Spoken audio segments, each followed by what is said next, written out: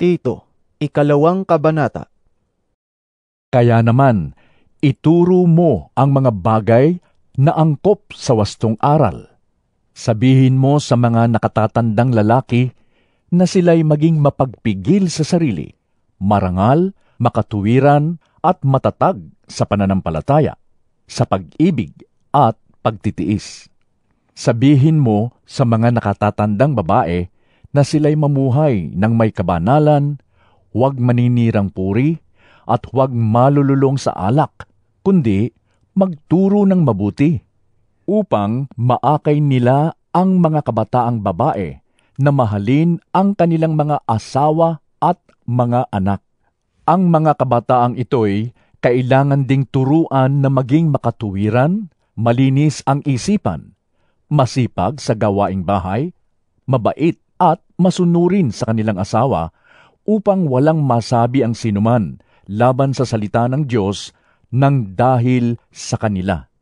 Turuan mo rin ang mga kabataang lalaki na maging mapagpigil sa sarili. Sa lahat ng paraan, maging halimbawa ka ng mabuting ugali at maging tapat ka at kagalang-galang sa iyong pagtuturo.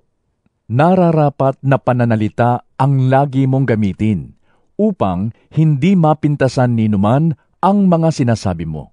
Sa gayon, mapapahiya ang ating mga kalaban, sapagkat wala silang masasabing masama laban sa atin. Turuan mo ang mga alipin na maging masunurin at kalugod-lugod sa kanilang mga amo.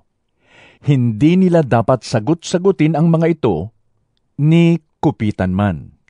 Dapat silang maging tapat sa lahat ng pagkakataon upang maipakita nila sa lahat nilang ginagawa ang kagandahan ng katuruan ng Diyos na ating tagapagligtas.